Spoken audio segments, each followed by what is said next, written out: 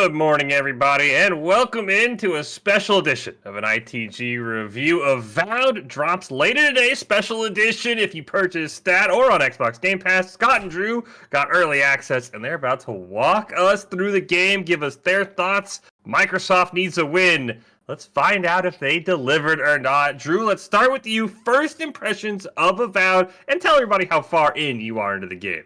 I am 82 hours, I want to say, into the game. First impressions, very, very strong. Well done from Obsidian. Nice to see that we're kind of starting to finally ramp up where we need to be with Xbox with some of these W's coming out. Is it a full, complete win? I'd say yes. It is not perfect, but there are a lot of starring moments in here, from the characters to the world design, level design, and the conversations that carried me through into those 82 hours. Have I completed the game? No. I am literally at the very end of the game is where I'm at right now. So yeah, I made my character. Love making my characters. I always spend a lot of time doing that. And then I've grown as I've progressed along and then leveled up and then grinding out for resources. We'll dive into it. But yeah, dude. High respect right now for Obsidian and what they've achieved with Avowed. Scott?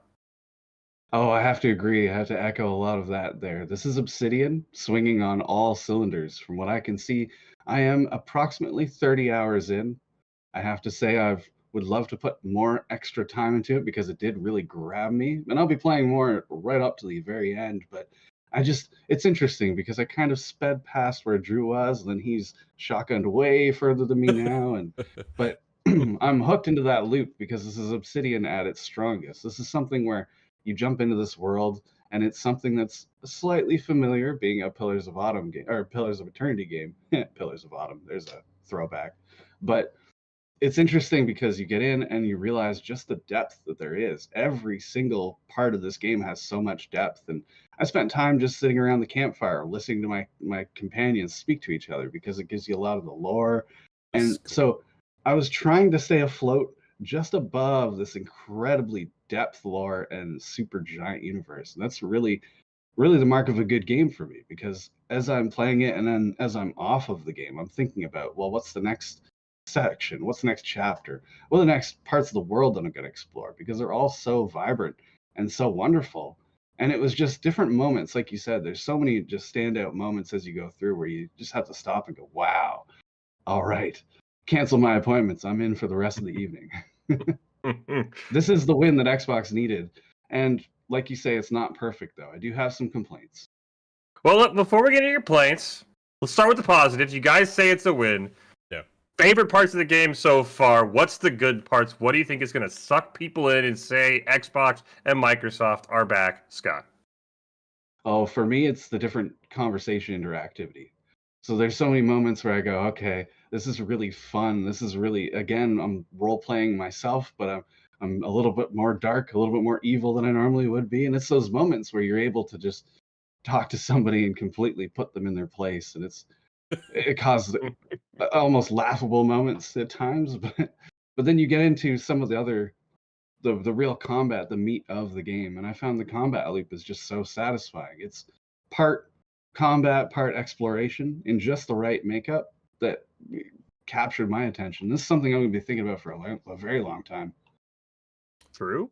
It's for me, it's the conversations, the way you're able to spec out your character through their character traits and abilities, but your traits really focus on how do I want to approach this conversation. And to me, that is the way I perceive myself playing this game, is through those conversations going, okay, if I pick this line of dialogue and then go that line of dialogue, then my resolve will pop up. If I'm high enough, it will come up with options. Resolve wasn't high enough in one instance. And I'll give you a prime example here. There was a part that I had to go fight a boss. And I'm fighting the boss, and I'm fighting the boss, and I'm fighting the boss, and I'm losing this entire time. I'm like, all right, wait a second. I re-rolled my character traits. It cost me money at the beginning, right? Re-rolled those traits, got that resolve up high enough, so that way when I went back in to talk to that boss, I no longer had to fight them. I got what I wanted because my resolve was up high enough in that conversation. And other times I haven't had to do that at all. I just go in and I manipulate them, or I tell them to take a hike. Like, it's just the opportunities for those conversations and how they fold out is that part of the game that really, really pulled me in. And Michael, the side quests, dude, I can't get over the side quests. There are moments in the side quests where I'm talking to these characters. I'm like, you can't do this. You've got to be kidding me. Like, I can't part with you doing it this way. And there's a moment where this one guy's like, I just can't do this anymore.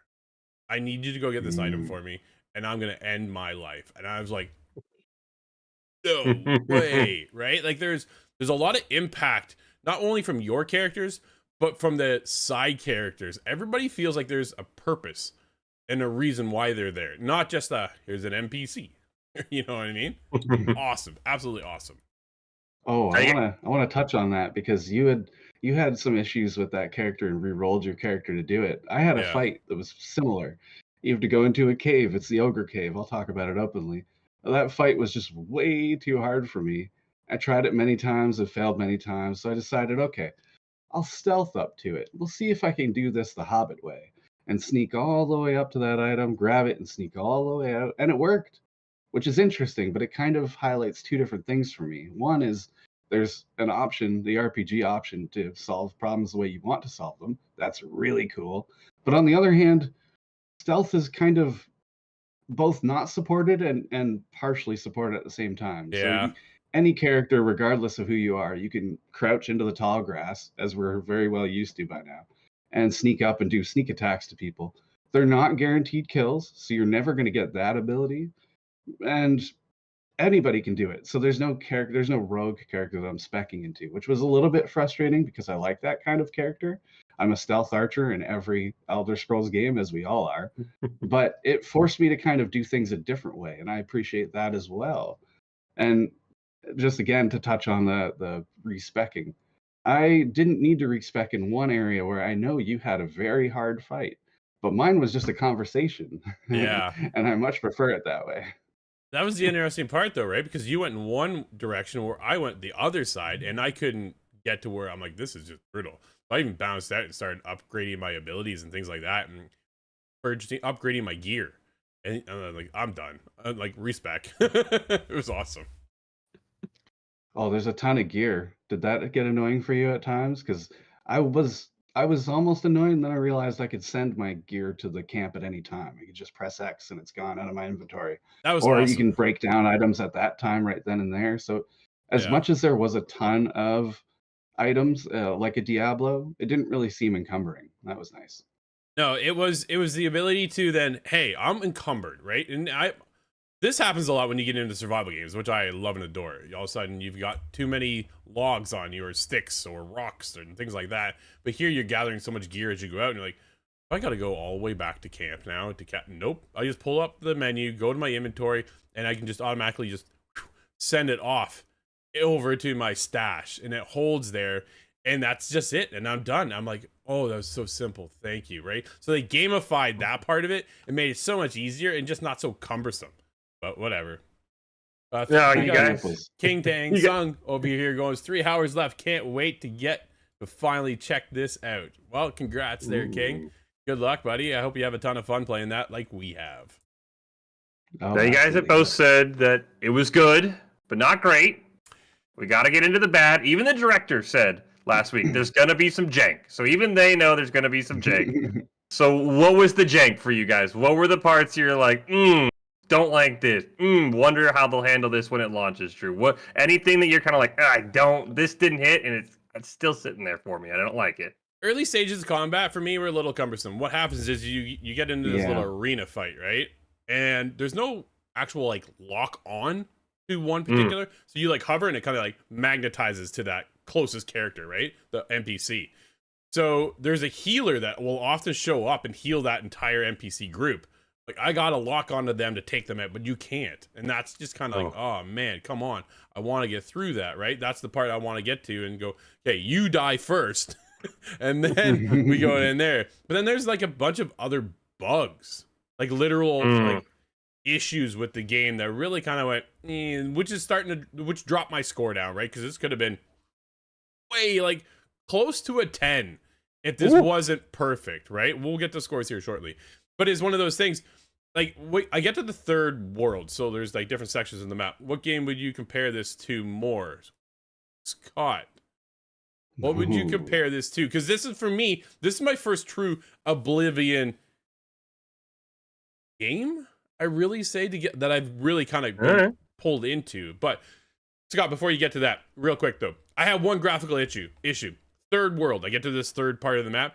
The skybox like just flickers. Oh yeah, that was It's- bizarre. Oh my goodness! And there are moments where things like look beautiful, and other moments I'm like, this needs some work. But those are my bigger issues. That was really about it. Okay, Scott, what would you compare this to? The big question right now is this Obsidian's Skyrim? And Uh, I'm still not quite made up my opinion on that yet. It is close to Skyrim. It's a fantasy game and you can kind of apply it that way, but it is Obsidian written, and that's the best, strongest aspect of it. The idea of all the comparison or all the companions and bouncing things off of the different characters. And it's almost like if you took Skyrim and you took Mass Effect and you put them together. And that's a very interesting combination and it has my attention. But I do want to point out some of the bugs I had. I had a really, really silly, bizarre one where anytime I'd bring up the map and close it, Kai would go, "Nice shot." I wasn't even shooting at anything. I don't know, and it just kept happening. I tested it many times. It just kept happening. All right, whatever. And I turned off the game, came back, and it was not a problem anymore. There was another small issue, which is invisible walls. Drew, did you find any invisible walls? There were a couple, but I also found I was bouncing out of areas I probably shouldn't have been because it is so big in these areas. Like, it's not an open world game, but it's an open map area when you get to that hub, right? And it is huge when you get into something rather big, actually.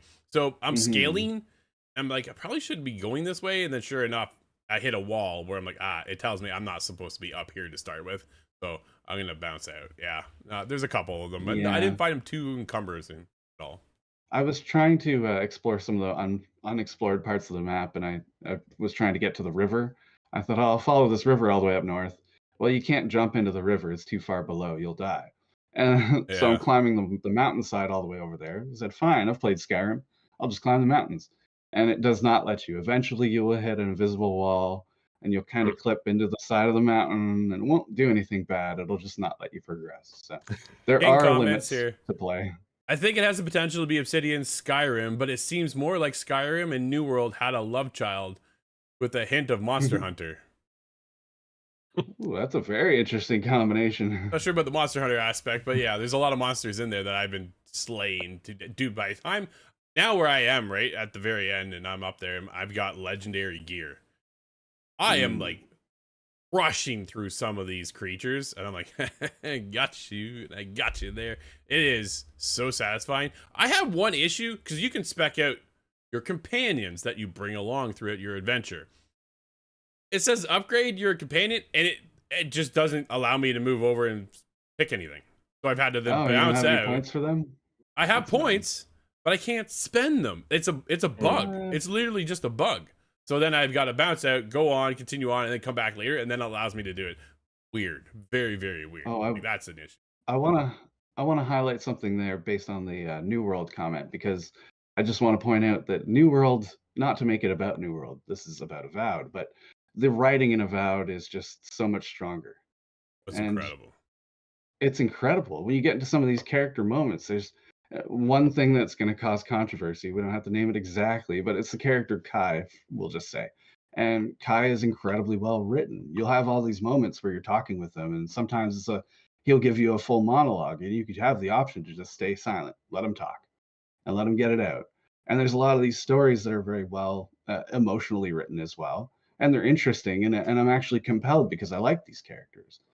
And you get into that, you can meet new characters, and they have all these kinds of different personalities that bounce off of each other right then and there. And it's so conversational based that it was really Yeah. interesting because it was capturing me. These characters do mean something. And it was I mentioned sitting in the camp and listening to them talk. Part of that was just to get the side lore about the game. There's so much lore. You could spend years of your life reading all of it, or you can sit and let them talk to you about it and let them tell you everything about the game. But they were opining on why do we find Zorobs on every continent? Isn't that weird? They're trying to trying to come to grips with their own world and how magical it is. It is cool, that campfire situation where you can go around and then you come back. So at your camp, this is where you can go in and you upgrade and then you enchant things and along the way, right? But if you stand there, everybody just talks to themselves. Like they will talk to another companion there, and this conversation just starts flowing, and you're like, like you say, right? You just stand there at the camp and you just listen in, and like, wow, that is absolutely awesome. Do you think it's worth are all playing? Strong. They know who they are. Jordan wants to know if it's worth playing, Scott. Oh, absolutely. I'm I 82 don't even want to hours make a joke about that one. 82 hours in. I definitely recommend you check it out. Well, let's expand on that. Okay. Let's get the scores. Before because there's a lot of deep diving I want to do, but I want to get into the scores before we get into the weeds. What do you guys get? What's the final score from ITG from you two? Scott, you want to go first or want me to go first? Okay, I'll go first. I'm giving Avowed from Obsidian a 9. This is a strong game. There's definitely some issues along the way, which has dropped my score from that perfect 10. But a 9, this is a solid game. This is a must play. This is your next RPG that you're looking for before, I don't know, whatever else catches you this month. Like there's such a heavy month, right? That's the issue. But this is a great game. This is a ton of fun. The combat is solid. The conversations are incredible. And the lore building, if you play the pillars, like you're going to get some understanding of what's going on here. I had never played pillars. So for me, I'm getting in here and I'm getting the understanding of back lore and feedback and other things like this along the way, because there's a lot of references to it. And it is super, super cool all the way. So what about you, Scott? I was between an 8.5 and a 9, but I'm going with the 9. Over time, it's kind of won me back over, but I was a little bit annoyed by those bugs at first. It was a little bit of a slap in the face of what was otherwise a perfect experience. So, although I'm not I'm not at the end yet, so I want to reserve a little bit of space. I am. But it's between a 9 and a 9.5 now, is my opinion. Ooh, wow. Is there any base building? No, there is no base building. No, I'm actually glad for that myself. Yeah, I don't think I needed it here. Not for this, right? You're too busy going out to explore. And honestly, go out and explore. Here's a prime situation. Here's a prime example of why you should explore. There was this thing going down that was going to set this place ablaze. I stumbled into this cave. Found this group of bandits. Solved that first. I did. So I went in and raided these guys, took them out. And then when I get to this place, things went down, and they're like, why didn't they show up with weapons? That's because before all that happened, I actually went in here and got rid of them all, prevented that from being a bigger problem. That was just something I stumbled on, right? Like, I didn't have to go into this cave. Go to the caves. Explore the world. Scott, you've done a lot more exploring than I have. I have gone in, I've searched things, I've done side quests. I haven't done a ton of bounties. I think that's where you surpassed me when it comes to grinding out the XP, because you're a higher level than I am, and I'm at the end of the game fighting the final boss, call it, right? So that's where that's at. Yeah. But you've passed me as far as XP goes because you went out and did all these bounties, these other things, and besides the side quests, which I thought were a cool opportunity to gain other opportunities. I'm not certain if the enemies on the overmap respawn at all, because I was finding that I was going through and exploring and I was just crushing everything on my way through, and I found I would go back to that area for a mission and it would be much more cleared out than prior. So that would make it made a lot of sense that way, and it really helped. But it does highlight maybe another partial negative on my part, which is that I think it's in-engine cutscenes, which might not normally be a problem. Might be advantageous sometimes. Sure. But it's the idea. Anytime we'd snap into a cutscene, sometimes you'd see everybody's hair kind of jump. Yeah. Or you'd see their clothing kind of ruffle in some void air for a while. It was really strange, but that was just a very slight takeaway. But just another thing to remind you that I am playing a video game. Yep. How does the engine feel? Right, it's on Unreal Engine 5. We've heard a lot of good, and we've heard some negative recently about that engine. So let's get into it a little bit. How did the engine feel? Both of you guys are on console, right? I was on Xbox. Scott was on PC. Okay, yeah. All right, so Yeah, let's start with you, Drew, because I know it's had more issues on console. How did Unreal Engine 5 feel in this game? Was it everything it's hyped up to be, or not so much? It was solid. I think it ran well for the most part. But again, right, getting back to that whole skybox jank, I don't know what the heck was happening there, but that was only in this one area. And then all of a sudden, yeah, you'd see the clouds and then you wouldn't. And then they come back and then they'd be gone again. It's like, what is happening here? But yeah, that was one of the things that was really kind of holding my experience back. But once getting out there, like everything ran for the most part really well. I did get booted a couple times though. I had a couple drops. All of a sudden, boom, I'm back to my Xbox home screen. I'm like, all right, whatever. Got back in there, and it picks me right back up where I left off, right? I love the idea that, hey, I can put it on quick resume, and I can bounce out and come back in, and away we go. And the engine holds it there, and I'm able to kind of just... The combat is fluid between me flipping between my companions, picking them to combat-wise to do things, and then me combo on top of all that, spec out my stuff. By the time I enchanted my wand, because I went with the wizard class, awesome. Yeah, so the engine, I think, did well. I think Scott actually had more problems than I did. Yeah, I found the melee was a little bit cumbersome when it came to the engine and that magnetism that you'd mentioned earlier. Yeah, It just sure. I felt like I was locked into too slow motion. It didn't really work out. But switching to the wand and the wizard class was so much better for that regard. But I did find that some of the animations, I think, in the cutscenes and just around the world actually are a little bit funny. And I don't know if that's the Unreal Engine exactly or if that's up to the developer's usage of it. But just the idea that everything's a little bit stiff in cutscenes, everything's a little bit not as fluid as you'd expect, maybe. Some of the textures were high, but the amount of polygons that the textures are mapped to are low.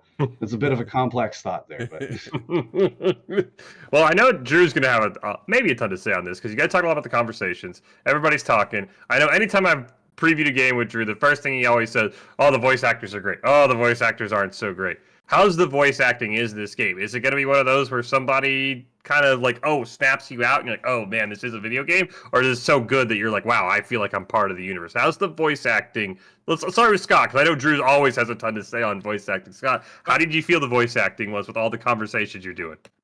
well, again, not to compare it to New World, but I found that the writing came through really strong, and then that definitely goes part of the way. The rest of the way was the actors themselves, of course, but I found them to be very well acted to say the least, but they would respond properly to the situations that were going around. It didn't seem out of place.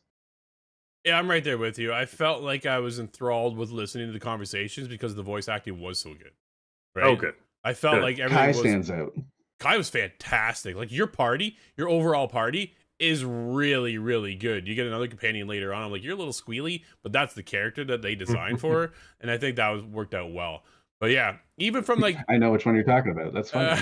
right? Yeah, exactly. It's not only your companions though, it's everybody else you run into along the way that they're all voice acted. And I felt like, man, I'm a part of this world because they didn't break anything. I'm like, that doesn't sound right. There were some cheesy moments, and Marius, I think, is that sense of humor relief as you're going through these big battles and stuff like that, which is a great touch. Gives a little extra personality, I think, within the game. But the voice acting, man, on point. Really good. Now, I gotta know, because when I play RPGs, I'm a big class guy, right? You guys have kind of touched on it. Sounds like there's some sort of class, but then there's not like the rogue class like Scott touched about. So how does the class work? Is it I'm at the load-in screen and there's always sort of that like intro, like, oh, what are you? Or is it more of that, like, I know you haven't played Skyrim, Drew, but Scott has, where it's like, hey, I get to pick where I put my points. I can be a stealth archer this time, or I can be two-handed this time. So how does the class system work? How do I pick what class I want to be? And you guys touched on rerolls. Can I reroll my class I want to be if it's not working, Drew? Yes. I think that's the coolest part. If you're not comfortable, like I wasn't, you can pick a fighter, a ranger, a wizard. That is it, right? But at the very beginning, you kind of get to pick your backstory as well. So you can pick how you were introduced and how the emperor actually perceives you to be a part of this world. And that's where you build off of from there. I went all wizard. I'm standing back and I'm just firing off my wand like nothing, right? And I'm casting these giant spells and things like that. It was a ton of fun. Where I've gone back, I haven't really respect my wizard all that much. I think if I grind it out more, I could really build out my class a lot differently. But there's these grimoires you pick up along the way, which is like your notebook with all your spells in it, and then you buy into all these, right? So it is all about what is your play style. How do you feel? Normally, I don't play the wizard. I normally would have picked the ranger, but I can still play. So the other thing is it's dual handed too, right? When it comes to the combat. So I've got a grimoire in one hand, which gives me my spells, and then I've got the wand in the other. Or I can go with a sword and a shield, or a sword and a gun. Like, there's just different options of what is your playstyle. So I never touched the fighter. What's up, Second Opinion? Good to see you, buddy. Does it feel like Obsidian Skyrim? Similar. Very, very similar. Yeah. So it is one of those things that I can make my wizard be my wizard, and Scott also happened to go down the wizard path, can do it that way as well. But Michael, you're more of a fighter style, right? So I think when you go in, you might want to check out that fighter mechanic. What do you want to build into? How do you want to make your character? What do they look like? And all that stuff. And then hone in on that class. But when you're not happy, you're like, Drew's talked so much about the wizard. Re-roll all those points, which cost you gold, right? They'll cost you money to do all this. But then you can go and spec into the wizard and completely that way. But then you're getting into other things like the grimoire. So you need that notebook to really kind of carry you forward. Yeah, I find the gold is for respecking. I'd say that's probably the best use of it. I chose a lot of the kind of warrior passives, things that would give me more endurance and more health and that kind of thing. But I went mostly wizard, and that was really satisfying. The Now, passive, I'd have I to think, say was cool. your vocation or your job or whatever that is, the court augur in my case, I think that's the one that makes kind of the most difference when it comes to the conversations, and perhaps Yes. it's more important than your combat role. Drew, I know you're well into the game, 80 hours. You still haven't beat it, so it's a long game. Is there any replayability, do you guys think? Is this one of those where we're going to see like a Skyrim where there's going to be, maybe not for you guys, but there's going to be people who can put hundreds of hours in? Or do you think this is like, hey, I beat the story, it took me 50 to 100 hours, depending if you just full send or if you explore, and then, all right, I'm going to go on to the next game. Where do you think this replayability, if any, lies in the game? Start with you, Drew, because you got the most hours in. You've probably seen more of the world. It's I don't think there's a replayability. Like, you can go back and if you wanted to pick a different class and play that story out and see how that plays out. At the end, you know how the story ends. At the same time, your path will be a different journey than what mine is with the wizard, right? Because I picked the court as well with Scott. So my conversations lead into different scenarios. So there is the opportunity to go back, re-roll a new character, or like me, because I haven't done everything in the map. Like, Scott will jump into the world and like clear out. Done, got them all, right? Where I can now then, once I'm done here, go back and then clean up parts of the world if I want, spec out my character stronger and upgrade and go crafting and all that stuff. So yeah, I think there's definitely an opportunity here. Like, that's what I said, I'm 82 hours in. You could easily surpass my 82 hours by the time you come back in and do everything else and go and clear, because I haven't cleared out the map like Scott has, right? So Scott continues there's down this another path. 80 hours left. Well, yeah, yeah. If you want to look at it that way, I'm probably only like halfway through the game. I have to say, there's got to be a lot of replayability because of the conversationals and the way you can present yourself as either helpful or hurtful or just hard to deal with. There's so many different options, and then compound onto that your different character. I think there's a lot of different ways you could go about doing it, or you could just try and beeline to the story and solve it earlier and see if you can kind of sneak your way through the game that way. That'd be fun. Do you think this is the last we hear of Avowed? Is there an Avowed 2 do you think could come out of this, or do you think this is a one and done from Xbox? Oh man, that's tough. That's a tough question. I think there is room for a sequel. I think there's a lot they can build off of, right? They're coming off of that Pillars world, so there's definitely a lot of other opportunities that they can continue down this long. They talk about Deadfire all the time through this game, and it's super cool. I'm like, man, I wish I played part of that so I have this other understanding of this backstory. So yeah, I think there's definitely room for another one to come around. If this hits like I think it will, I'm more concerned about the games around it than anything else. But if it's critically well received, fans love it just as much as we do. Yeah, I think we could see an Avowed too. We absolutely could get another Avowed, I think, but I have a feeling, just a prediction here. I think we'll get a really big DLC, and that'll be that'll determine the fate of Avowed going forward, because I think currently Avowed is meant to pull you into Pillars, not the other way around. Well, It comes out here in a few hours if you're early access. If you want to wait, it's in 5 days. So before we wrap it up, if somebody's on the fence, there's got a couple people hop in. Is it like Skyrim? Is it like this? Let's start with you, Scott. Give us the elevator pitch. You've got 45 seconds. Sell somebody to pop. You don't have to sell them on the early access pass, but sell somebody to pop into Avowed, because both of you guys scored it as a 9. So both of you guys want people to come in. So start with you, Scott, then Drew. The elevator pitch to buy Avowed. Well, my favorite Fallout game is New Vegas, and that is because of Obsidian's writing and the way they author an RPG is just beautiful. The way the world is built out in Avowed is just you could spend so many hours just exploring it, and then when you could decide to come around and play the story mode, you'll find out that all that exploration went somewhere and it actually meant something, and you learned all these things about this world. No, I have to say this is absolutely going to pull you in if you have any sort of hunger for that Skyrim at all.